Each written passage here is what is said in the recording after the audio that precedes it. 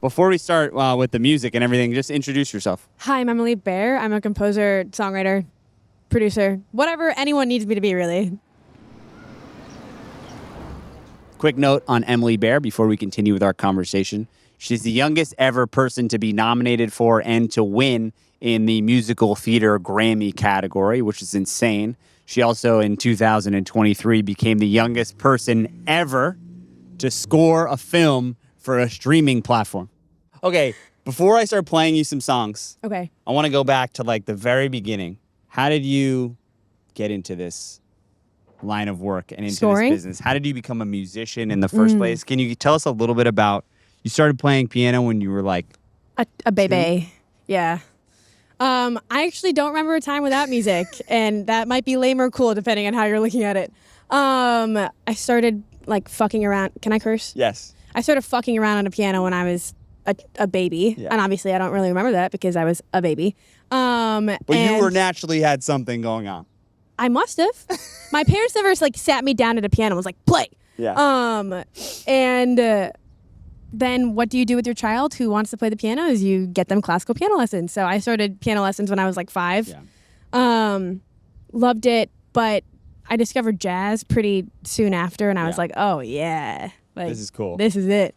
And I would always like write my own music. So I would make up pieces in the piano, even before I started lessons. And then I got into writing for orchestra because one of the concertos that I was playing at a symphony, the symphony was like, hey, if you want to write a piece, we'll play it. And I was like, okay. When do you get this opportunity as a kid? So I did that. And the first time that I ever heard my music with an orchestra, I was like, yep. This is fire. That's it. This is the dream. Still my favorite thing in the world to this day. What was the first movie that you worked on? Movie or show? Movie. The first full like feature score that I did was a Rob Lowe Netflix movie called Doggone. Uh-huh. And let me tell you, I was just so happy to be doing it because I think I was 18 at the time. Yeah. And what people don't understand is that no one wants to give the responsibility of a score to an 18-year-old because by the time you get to the score, you've already like jumped through all the hoops of making a movie, all the budget cuts and the problems and like everything, like everything that comes with making anything, as you probably know. It's just so many problems. And they just kind of want it to be done and they don't want to worry about it. And they don't want to take a chance on an 18-year-old who has never scored a movie. But this one director, Stephen Herrick, took a chance and allowed me to score his movie, and I had the best time ever. There's composers that work on movie and TV shows that are like 90. By the time you're 90, you're going to have worked on like so much stuff. I hope so, man. That's really all I care about is creating a body of work that I feel good about.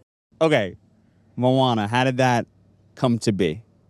It was a mixture of right place, right time. I think that was it. I had been working with Disney. I got my first credit in the industry like 6 years before we started working on Moana at Disney Imagineering, which if you don't know what that is, it's all the music for Disney parks, which is like a huge undertaking because actually when you walk around Disneyland, there's never a single inch in that place where there's not music playing. And so like they'll have John Williams score the Star Wars area and they'll have like G. Kino score the blah, blah, blah area. So it's a thing. But that's when I started working for Disney and I knew a bunch of the people there and Abigail and I's agent put together a lunch, as you do in Hollywood. And he was like, I think I have a project in mind for the two of you. And like a year later, they're like, we're making a Moana sequel. Do you want to talk to the filmmakers? And we're like, do we? Like a year after that, we started working. When I think about movie scores, one of the first things that comes to mind for me is Disney movies. So I felt like this was an appropriate place to start the conversation with Emily, especially considering the work that she's done with Disney. This is a song from a 1989 film in what was known as Disney's Renaissance period. I'm sure you're going to recognize this one.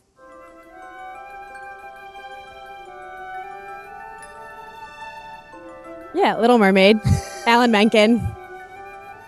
Alan Menken. Yeah, genius. He knows my name, and that was a really great achievement for me. King of Disney. I think his scores are so brilliant because it's just all of the songs recycled over and over and over and over, and it's brilliant because by the time you walk out of the movie, all you have in your head is the songs over and over and over again. He's like the king of melody. There's a theme throughout the whole movie that kind of sticks with you that you're Yeah, like if you listen to the scores, it's all of the little motives from the songs. Yeah. Like da da da da da da that you just played is in part of your world, but it's a huge part of the score. Like same thing with Beauty and the Beast. After they finish singing the song, it's like basically the instrumental version of the song, and it's just so good. The orchestrators did a really good job. That's something that you have to do when you're making a musical, right? There's a musical, like a Broadway musical. There's certain themes that are repeating and returning and coming musical back in variations. And score. Yeah. That's what makes you walk out of the theater and be like, damn, exactly. that was...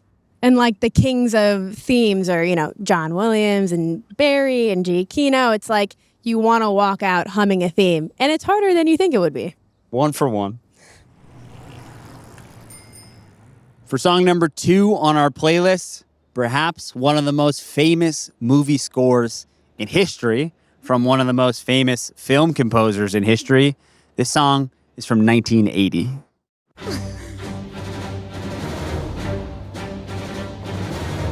John Williams, Star Wars. Why is that so iconic? What is it about the Star Wars? He's a fucking genius. He was my gateway into film scores. I actually have a picture of when my piano teacher in Chicago snuck me backstage at the Chicago Symphony, and I got to meet him when I was like 5. But a fun fact about that piece and like the Star Wars score and like the Darth Vader kind of part of the score is you should go listen to Gustav Holst's The Planets. It's a like symphonic suite where he has like a piece for every planet. So you'll have like the Mars theme and the Venus theme and the blah, blah, blah. And he was heavily inspired by Mars. It's pretty crazy. You should listen to it.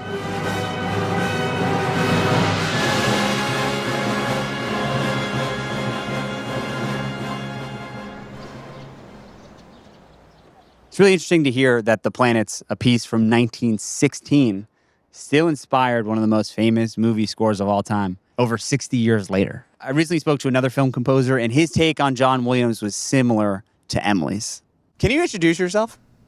I'm going to swallow my gum. You're going to swallow it.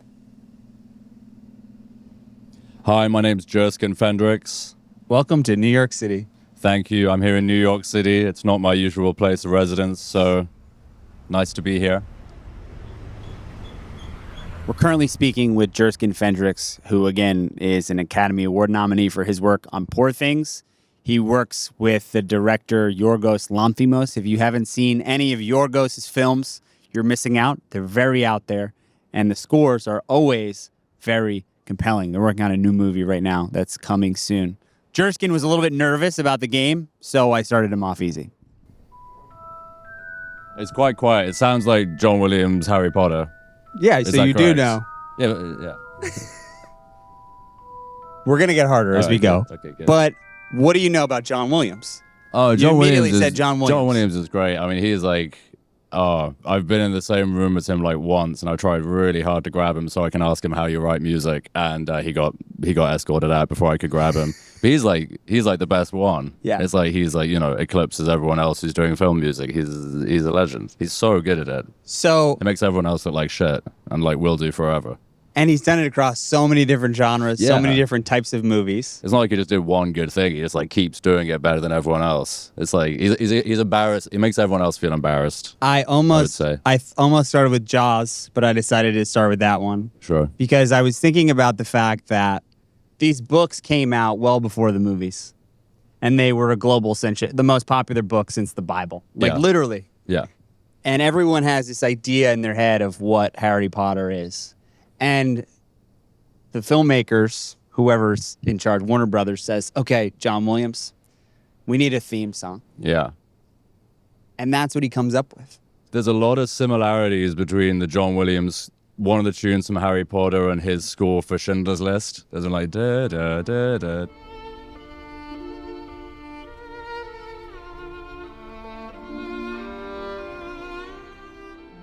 It's a bit bizarre. It feels like two very different worlds to kind of get a similar music thing from, but they both work really well.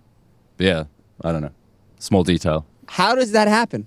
I don't know how John Williams does it. I mean, he's very good at long melodies. He knows how to develop a melody really well over time, kind of a bit similar to how like Tchaikovsky does it. Really good at a long developed thing. He also like, very publicly and, to his own admission steals regularly like the Star Wars themes, Nick, from this film called King's something, and that you listen to this score and it's just like, there's a lot of, there's the talent imitates genius steals kind of thing. But like the way I think the way he writes melodies is, I'd like to ask him how to do it. I have a few more songs for you to listen to. Fantastic. Okay.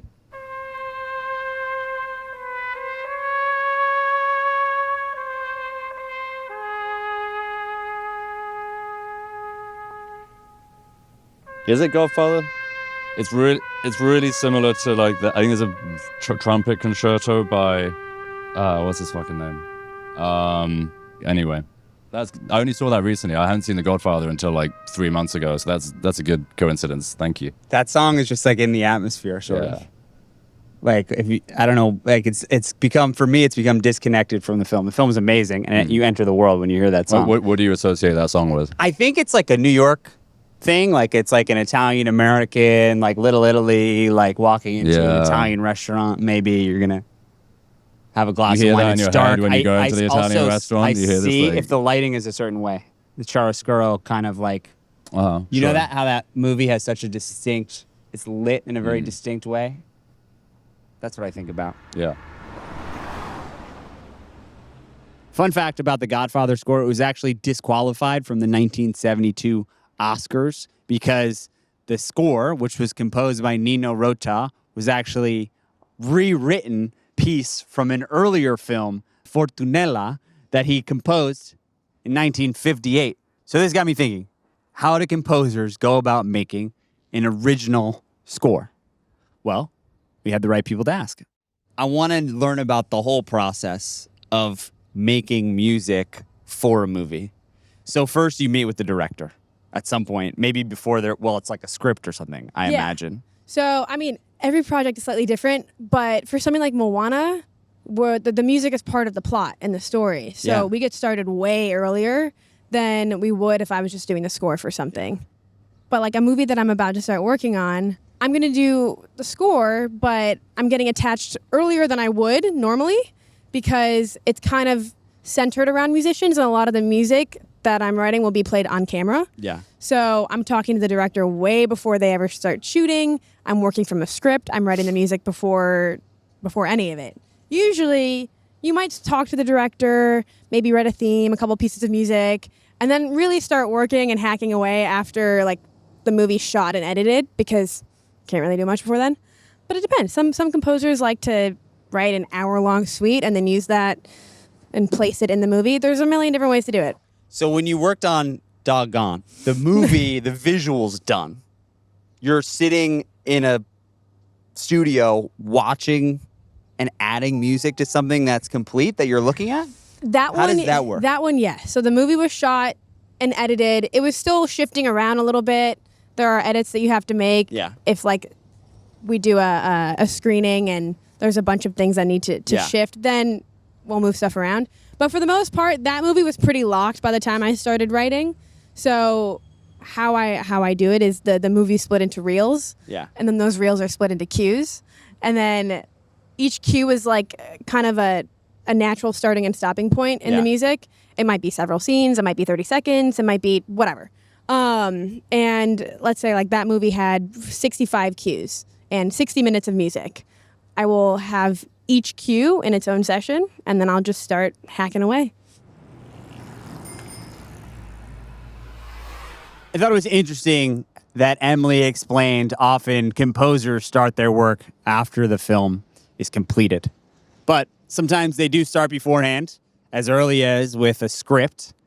Earlier this year, we got the chance to speak with RZA, iconic rapper, music producer, and film scorer in his own right.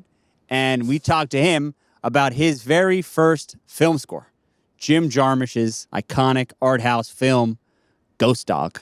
when you have worked on movies before, like just doing the score, you see it like you watch the movie like without any music and then you fill in the blanks, or you do depending on one the scene at a job. time? How does that On work? some jobs, you start with the script. Right, you get you get the screenplay, you read it, and you already just going. Right, and some jobs, you wait till they call you in and it's done. Like, what about working with Jim Jarmusch? That started with the script. But you look at that movie though, I didn't have to play with emotions. Yeah. This guy was just on a mission. I didn't have to, you know what I mean? I didn't have to play with emotions, which is interesting. But I did learn something. That was my first score. And what I learned was I went back and I studied Peter and the Wolf. Yeah. And in Peter and the Wolf, which is a suite, every character has an instrument. Yeah. And so with that concept in my brain, that was my cheat code to composing. Just make sure that every character has an instrument. Now, that doesn't work emotionally, but it's a strong foundation to give you a template to what happens when this guy shows up, what happens when this guy shows up. So, anyway. That's so dope. I also took this question to Jerskin, who told us about his interesting pre-writing process and how certain directors have their own set of rules. Okay, the way I usually start, I really like the research, like the preparatory part of scoring, like as long as possible, doing into like what the movie might be about or themes relating to it or aesthetic thing. Like with this one I just did called Begonia, I wasn't allowed to look at the script for it, so I just had like 3 words I had to work off of. So I did like a real amount of research into bees, went and visited some bees, read a lot about a lot of bee literature, that kind of thing, or like spaceships or whatever.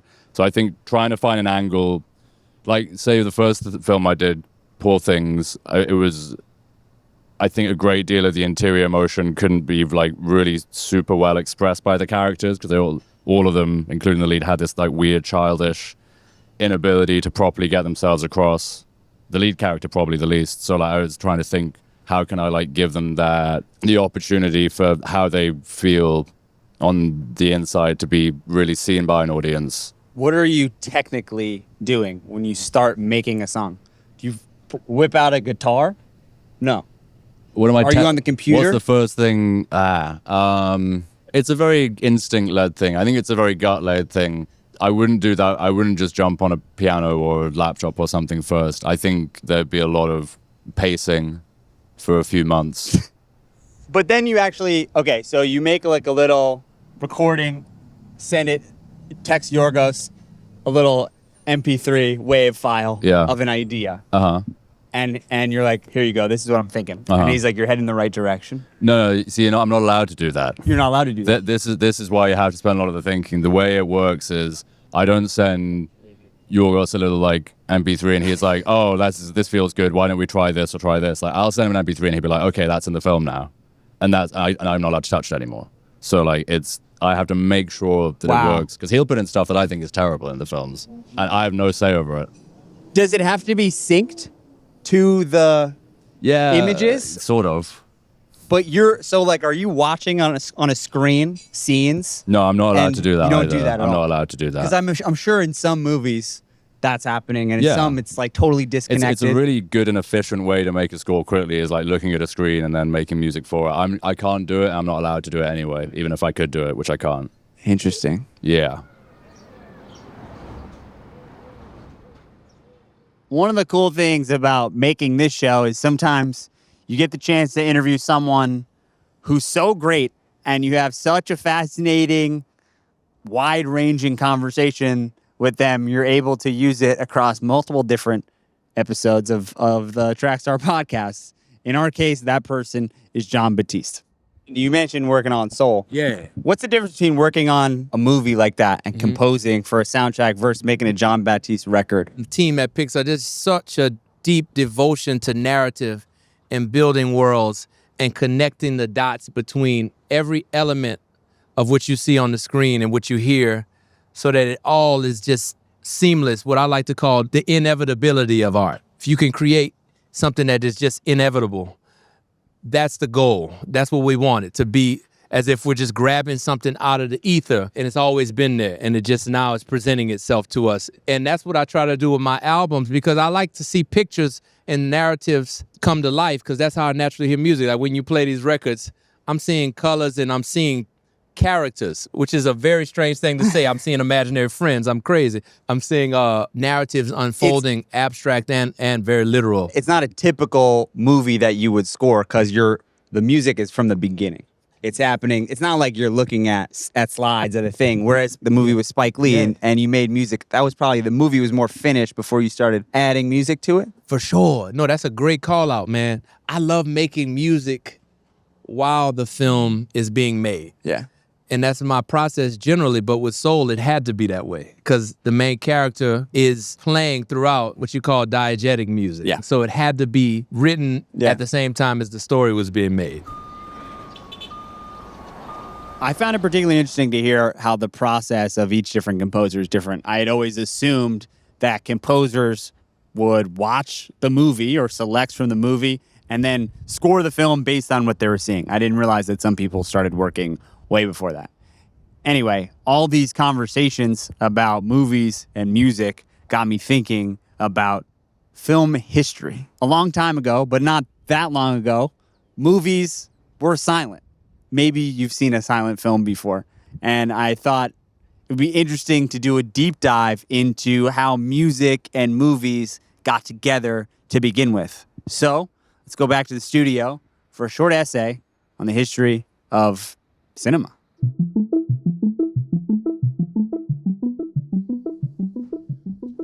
All right.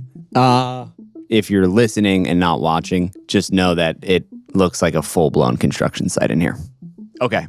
The history of film scoring is a story of technology.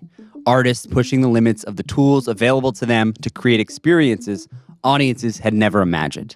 The earliest movies, of course, didn't have sound at all. So any music people heard was produced inside the theater, usually by a pianist. A pianist even accompanied the Lumiere brothers' first film screening in 1895.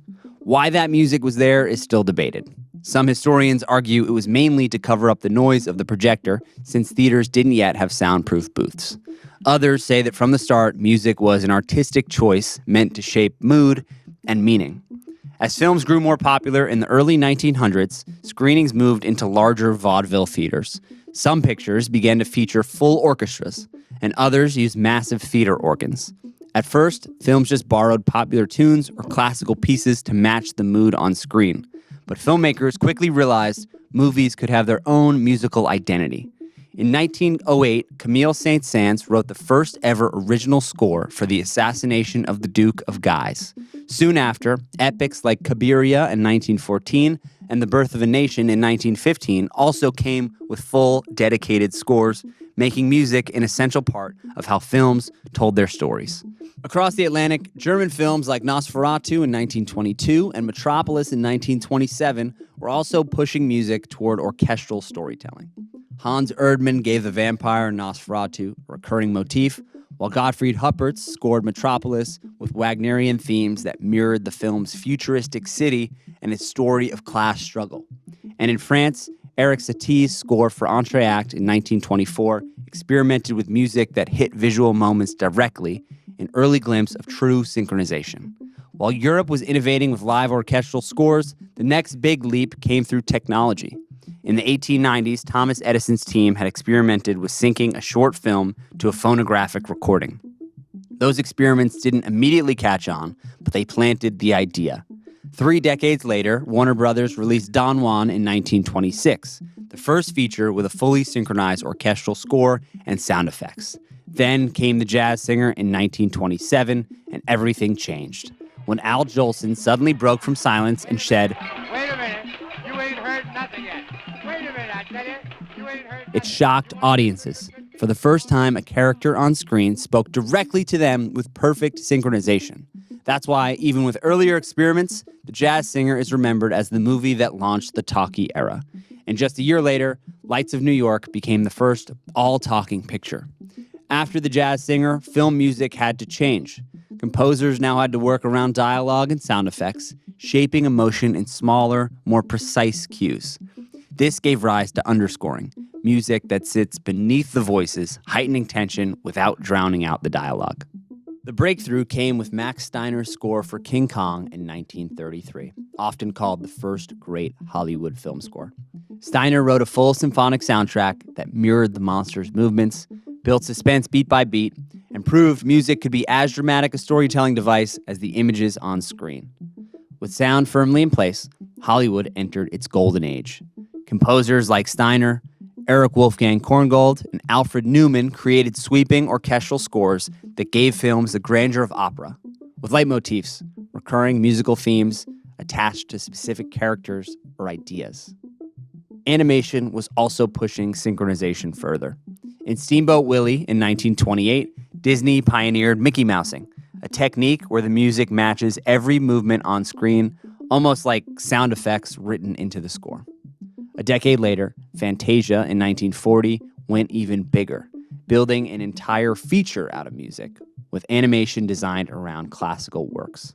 Together, these approaches define the classical Hollywood sound and set the standard that later generations of composers would challenge and reinvent. By the 1950s, that challenge was underway. Modernist composers stripped back the lush symphonies, experimenting with dissonance and strategic silence. Jazz entered the mainstream of film scoring too, especially in film noir, where its uneasy energy matched the urban dramas on screen. Scores like Alex North's A Streetcar Named Desire in 1951, Miles Davis's improvised Elevator to the Gallows in 1957, and Duke Ellington's Anatomy of a Murder in 1959 proved film music could be gritty, modern, and psychological, reflecting a fractured post-war world. By the 1960s, the center of gravity shifted again. In Europe, Ennio Morricone reinvented film music with his spaghetti westerns, filling the good, the bad, and the ugly in 1966 with whistling, gunfire, and electric guitars that made the score part of the drama itself. In America, the new generation of filmmakers embraced pop and rock. For example, The Graduate in 1967 featured original Simon & Garfunkel songs written for the soundtrack that expressed the film's themes of alienation, while the album itself became a runaway bestseller. Between Morricone's experiments and Hollywood's turn to pop, the old studio formula gave way to a new, more eclectic language of film music. Since then, film music has only kept expanding. The blockbuster era brought John Williams and his symphonic revival. The rise of synthesizers added new textures. Hans Zimmer redefined action scores with pounding minimalism, and pop, hip-hop, and electronic music all found their way onto soundtracks. Film music today is eclectic. Symphonies, synthesizers, jazz, hip-hop, and much more. But it all builds on a century of experiments that taught audiences to hear movies as much as to see them. Before we get back to the show, a quick message from our sponsor, Rivian. What if I told you that this car is going to get better the longer you own it? Pretty unbelievable, right? Kind of like your phone with downloadable software updates, Rivians do the same thing, and it improves driving performance. The driving performance of your Rivian is going to improve not by bringing it to a mechanic and paying someone to work on it, but by remote software updates. I'm telling you, if you don't believe me, next time you talk to someone who has a Rivian, ask them yourself. They're going to tell you that the experience of driving their car has improved over the time that they've owned it. It's kind of like magic. Book a demo drive today and try a Rivian for yourself. Okay, back to the show. For song number 4 on the playlist, we're going to go back to RZA and to a horror movie. This movie was written, directed, and the music was composed by the same guy. This is from 1980. I feel like this is like a little bit in your bag. This is because I watch all his movies. I know his sound. He pioneered the synthesizers. I think definitely in the 80s. You know, you could go back to Attack on Precinct 13. I mean, John Carpenter. But this one is this is The Fog. Yep. Right, the theme from listen, that movie scared the shit out of me as a kid. Let's talk about that. Let's talk about it. Let's talk about that. Okay, that shit scared the shit out of me. Because you're a kid, you don't know that it's a movie. Yeah. You know what I mean? You think that shit is real because you're seeing it. You don't know that the fog is okay to go to the fog. And that shit, yo, I was scared to death of fogs. It took me to maybe 10 to snap out of that shit. It's funny to think about RZA as a kid at home watching The Fog and getting scared. I think one of the reasons that he was scared is not just because of the images on screen, but because of the way the music in that film enhanced the feelings of fear that he was getting from what he was watching. Let's go to Emily Bear to talk a little bit about how she uses music to enhance the emotions of scenes that she's working on. How do you make something happy or sad or build suspense or anticipation? This is the question that I was saying that's like a little bit sort of abstract. But you're watching something and you're like, okay, this is a tense moment. What are you doing as a musician to make something feel tense? There's a million ways to make something feel tense. And there's no right answer, and there's no one size fit all. And it's usually a conversation between what the director wants to achieve and what I think will work. And sometimes we go back and forth a bunch of times until the tone feels right. Yeah. You know, sometimes in a tense moment, you're scoring with the picture. You're doing what you would think a tense kind of piece of music would sound like to add to the, feeling. But then sometimes contradicting that, doing something completely unexpected is more effective. Sometimes underscoring is more effective. If you cover it with too much music, maybe it takes away from what you're watching on screen. It's kind of like trying a bunch of things, seeing what works. Sometimes it's the first thing that you try. Sometimes it's, revision number 85. So I guess because I'm not a musician, the idea of making something sound happy, I can hear it and I'm like, oh, this is a happy vibe. But I don't know where I would start, I guess, to make something happy. Find music that gives you that feeling and then try to recreate it. There we go. We're going to stick with Emily for the next song on our playlist, which is an absolute banger. If John Williams isn't the most famous film composer ever, this guy might be. This is a sci-fi film from 2014.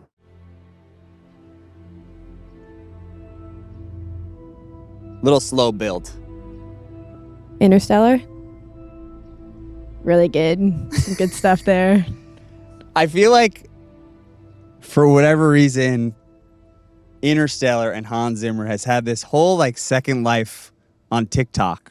There's a lot of scores that have had a second life on TikTok. People are use these things to score their life because the mood. It evokes such a strong emotion. Yeah. And music is tied to memory. So you just are transported back to how you felt when you were watching it, I think, for the first time. And I always say that the best thing that you can do as a musician is have someone to they listen to your music and they immediately connect it to a part of their life. They listen to a song or a piece of score and they're like, oh, that reminded me of X, Y, and Z, or that takes me back to blah, blah, blah, blah, blah. That's all I want. Yeah. Or the lyrics in this song, really made me think back to my time with my grandmother. That's when you've done a good job. Yeah. Before we started recording, we were talking about why do scores for movies connect with you emotionally in a way that's different than just a regular piece of classical music that you would hear somewhere. It's tied to something, right? It's all about emotion.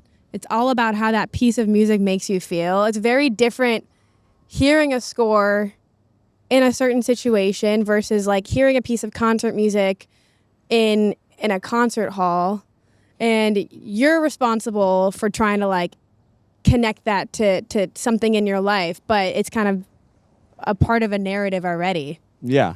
It doesn't get, there's a reason why scores are so popular. If you're Mozart and you're composing some piece, you're not composing it because you're trying to convey the emotion from Star Wars. You're composing it because you're trying to stir some emotion in the audience and have them almost sit there and think about different parts of their life. Whereas Hans Zimmer is okay, this is about this character and the emotions that are happening in this script. Let me elevate those as much as possible. Exactly. You got it. There's another Hans Zimmer thing that I didn't even realize was him. Did you know that this was Hans Zimmer?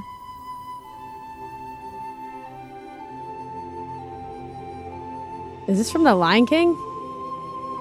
Is it? Yeah. Okay. Did you know that? He did that? What? Yeah, I know that. I didn't realize that. I guess he's had like a long Ugh, career. So good. What's your favorite Disney movie? Besides Moana, Score or movie? Yeah, of course. Movie.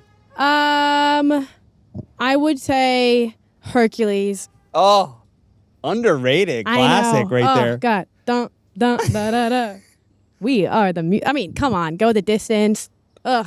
I also was like a Greek mythology freak as a kid. Yeah. So, What about Yeah. score? Disney score. animated or just in general? Ooh. That's such a hard question because there's so many good ones. You don't have to say.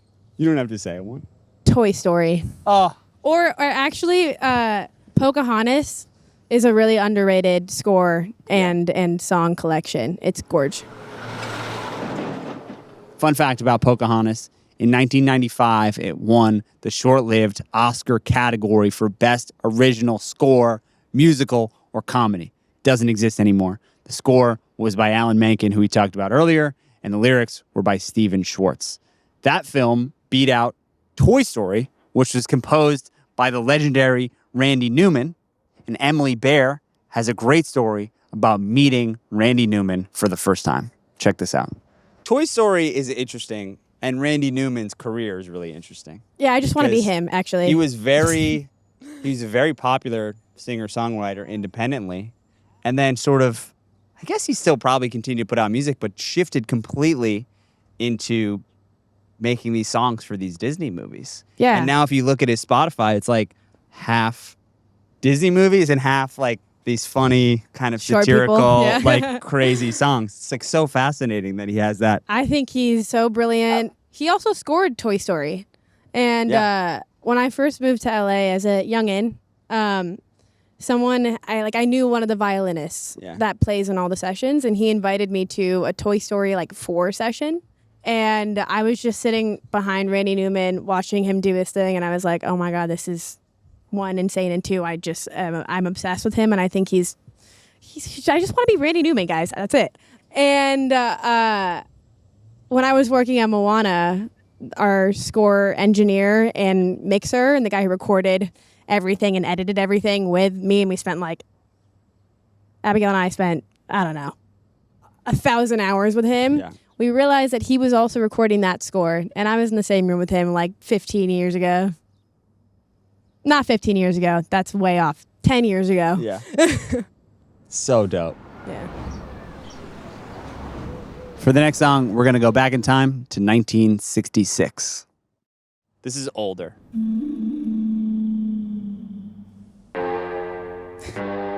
But describe what you're hearing. It sounds like a Western. Yeah? Why does it sound like a Western? That little ocarina whistle thing. I'm also is that wah, wah, wah, wah? It kind of sounds like some sort of muted trumpet, or maybe it's a voice. I don't know. Yeah, there's just a sonic palette that are used classically for Westerns. It's the twang, that whistle. This is the theme from The Good, the Bad, and the Ugly, Never seen it. which is from But it's a very famous theme. I know old that. school. It's yeah. Morricone. Morricone. Is his Ennio is that Morricone. composer's. Yeah. He's the GOAT. Truly the GOAT. I mean, he's probably, I think he scored 500 films or something like that. Emily didn't recognize Morricone's music, but she certainly recognized his name and his greatness as a composer. But to speak with someone who does certainly recognize Morricone and is a huge fan, let's go back to RZA. You have a favorite soundtrack, a favorite movie soundtrack ever, or score or something? I mean, my favorite is Morricone, right? I think his collection, right? Because I could say The Good, the Bad, the Ugly. Yeah. It's such a big. I could say Once Upon a Time in America, which he did. You know what I mean? Which is crazy because it wasn't a Western, That's but a wild movie. it's a wild movie. It's a little. It should have been a TV show or something. It's 5 well, hours long. I mean, I like movies like that. Did you like The Deer Hunter? Yeah. Oh Okay. my God. Okay, I mean, so I the like Deer Massive- Hunter really keeps you going. It keeps you going. the Oh yeah, whole it keeps you time. going. But I would say Morricone is my favorite. But I'm also fans of our contemporaries. Everybody who's brought so much to the scoring game, from Hans Zimmer to John Williams to Randy Newman and the Newman family, right? The Newton as well. You know, you watch your Tom Hanks movies. Like composers, to me, special musicians because they tell stories with their music and they they play with your emotion. Like they can pull your emotional string. Some songs will do that, but in a movie that happens almost every time. Yeah. And so a composer has to know how to pull your emotional string, how to put fear in you, how to put joy in you, how to release you, you know? We've talked a bunch about how different directors take different approaches to the music in their movies. And Sergio Leone, who directed The Good, The Bad, and The Ugly, takes a particularly unique approach. For that film, he had Morricone compose the music before they started filming, and he would play the music on set and direct scenes according to the music that was being played, which is why you have certain scenes with particularly long takes that are sort of flowing along, and it's a big part of why the film is so emotionally resonant to so many fans. Now, we've talked a bunch about movie scores. We haven't talked a whole lot about TV scores, but as we all know, TV is very important these days, and there's a lot of great creative artistic work happening in that medium. So, to help us cover our bases there, we spoke with a very talented and successful young actress. She plays in the TV show The Last of Us, Isabela Merced. Oh, yeah. Last of Us, Gustavo Santaolalla. Yeah, that's the one. Okay. He's Argentinian. Gustavo, he's Argentinian. Like He's won 17 Latin Grammys, 2 American Grammys, 1, not nominated, 1. How many He's times? out here. Wow. He's been around for a minute, just dominating. And he's so cool. Like, Is he cool? He's You've met a him. really cool guy. And we accidentally, on purpose, stole his guitar from set one day. So, okay. What do you mean you? So, So like, we were filming the dance scene in the first episode, and we had already bonded a lot, like as a cast, and we had already learned about each other's, musical talents. So we had played guitar in the green room as like a way to pass time. We would hand the guitar to each other, play a song we knew or we were learning on the guitar, and hand it to the next person. It was like a music circle. And this time, I think Young forgot his guitar in his trailer or something, and we'd come back from lunch and we're like, oh no, damn it. And so we had Young go find a guitar, and it was actually Gustavo's. and he was in the scene supposed to play the guitar. So they were like panicking for a second looking for it. when you make this show, you're shooting. It's like on a stage somewhere in Hollywood. I'm sure when you're It's Vancouver. It's in Vancouver, Yeah. but it's on a soundstage. A lot of it. A lot of it, yeah. And I'm sure when you're on set filming, it looks very different from like what the finished show looks like because of the special effects and stuff like that. Could be. I mean, they do a lot of it practically. I feel like the biggest thing is the music that's missing. That, you kind of just, in my head to prepare, I'll like listen to my playlist that I made for my character to get into character. Because a lot of time the music kind of suggests the emotions that you're going to be feeling next. And without that on the day, you kind of just have to create the vibe yourself and the moments and the intensity. So yeah, it's like kind of my secret, I guess. Yeah. That's fire. For the next song, we're going to go back to Emily, a song from 2023. This won the Academy Award for Best Score, Best Picture, and a bunch of other stuff. I'm sure you saw this movie because I feel like everybody did. Okay, last one. Oh, Oppenheimer. This is such a good piece of music. It's so brilliant. He's like changing time signatures like every half bar. It's so good. I saw it live. Tell me more. What does that mean, changing time signatures? So like in every piece of music, it's all mathematical. So Yeah. it's split into grooves, and there's like natural stopping points where the music kind of lives. So like some songs are in 4/4. It's 1, 2, 3, 4, 1, 2, 3, 4. Some songs are a waltz. It's a 1, 2, 3, 1, 2, 3. They all kind of like a different color. Yeah. You have 6/8, my favorite. 1, 2, 3, 4, 5, 6. 1, 2, 3, 4, 5, 6. And you don't have to stay in one. There, like, we wrote a song for the Bridgerton stuff that flipped between 6/8 and 5/4. And there's something interesting about it because it feels different, and if you write it well, you don't know why it feels different. It just your eyebrow just kind of goes up. Yeah. Andrew Lloyd Webber told me that he has an inside joke with himself where every musical that he works on, he writes a song in 7/4, which is like 1, 2, 3, 4, 1, 2, 3, 1, 2, 3, 4, 1, 2, 3, 1, 2, 3. But that piece of music changes time signatures like a million times. Like I feel for the musicians who had to play on that. Next song on our playlist, we're going to go back to Jerskin. This came out last year. It also won a bunch of Oscars, including Best Score. And in my humble opinion, it should have won Best Picture.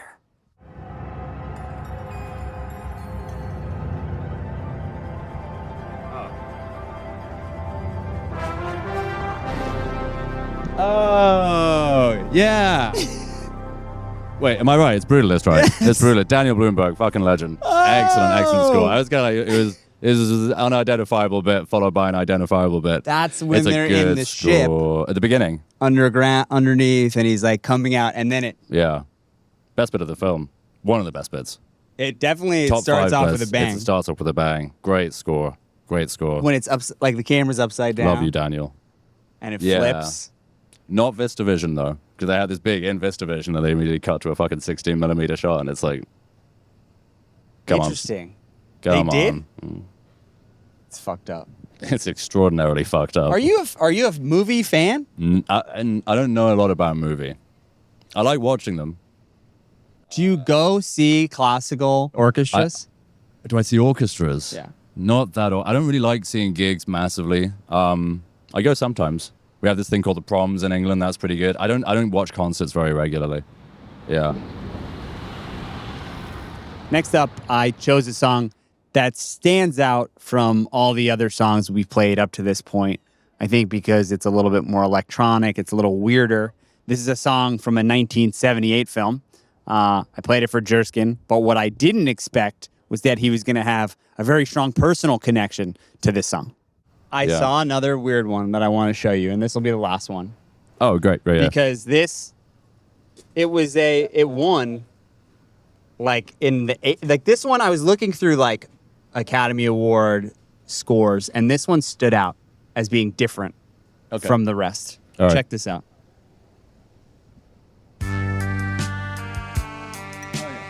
This is actually one of my mum's favorite pieces of music. This is great. This is Giorgio Moroder's Midnight Express, correct? Yes. My mum really, really, really loves that. She does. She has my mum has a really bizarre taste in music. She has like 10 songs on rotation she really loves, and she only likes songs in minor keys. It's peculiar. In addition to talking to Emily and Jerskin about their work composing films, I also wanted to talk about their musical work outside of scoring and how those two different types of projects contrast with each other. How is it different making original music that's not attached to a movie or a play or TV show, just like for an album? I think it's so different in like every way because at least in musical theater and in scoring, you're putting yourself in the shoes of whoever you're writing for, right? Yeah. So you're trying to honor their perspective on the world. When you're writing for yourself, it's your story. I find it to be much scarier and much harder to put out. Like when I'm writing for a show or a movie, it feels less vulnerable. Interesting. Yeah. You're like almost like not a hired gun, but the story's already attached to it. You don't have to put yourself into it in the same way. Yeah, you're bearing your soul in a different way. But in film and TV, like a lot of the time, you're not writing exactly to your taste. Like if I'm working on a movie that's a genre that I don't really know a ton about, or it's like not my favorite thing in the world, but it's actually, I think, pretty sick because you're creating within confine and you'll write music that you never would have ever come up with if that wasn't the case. You know, like when I'm writing for myself, I'm writing for my own tastes. and I'm living in my own little comfortable box. When I'm writing for something else that's outside of my comfortable box, I think it pushes me to write very interesting things. How does your music that you're making for one of your own albums, how is it similar and how is it different from music that you're scoring? The big difference I really like is like when you're writing songs, sometimes this isn't true, but generally songwriting tends to be very autobiographical. And sometimes that's really nice and it's a good way of processing certain things. And sometimes it's fucking like you're kind of negatively mythologizing your own life in a way that becomes pretty like exhausting or narcissistic or self-centered. So like when you're doing the film stuff, you have to you have to really wipe your ego off the table, and you have to think like, what are these characters, this character, what are they going through? How can I furnish them with this kind of emotional thing? And it's a great exercise in empathy, artistically and, you know, as a person. And it's really nice to work on like a really large project where like you just have to totally ego death yourself to some extent to like get it right. Otherwise it's not working. And like if you're writing about yourself in this film that's not about you, then you're failing. You're not doing your job. So I like the balance of being able to exit my body for a few years and then re-enter it maybe as a better person, slightly. Yeah. Yeah.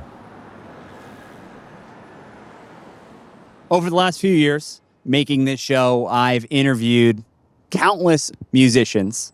And most of the time, the musicians that I'm interviewing make albums and singles. They make work that's autobiographical. What was unique about this episode and these conversations is that these artists were talking about music that they were making for a story outside of their lives. They're reacting to a piece of film work that they're seeing, and they're making music that matches that story that's sort of predetermined or determined by someone else. But the end product is still the same. It's still songs that you can throw some headphones on and listen to. Songs that stick with us, songs that when you hear them, they transport you to a certain time and place. They make you feel a certain type of way. That's it for this week's episode. A little bit of homework for everyone who's listening and watching. Please leave us a review, subscribe, share with your friends. Make sure you check out the extended playlist available on Spotify, Apple Music, YouTube Music, anywhere you listen to music. We got you. As always, thanks for tuning in. We'll see you next Wednesday. That's it for now. Peace.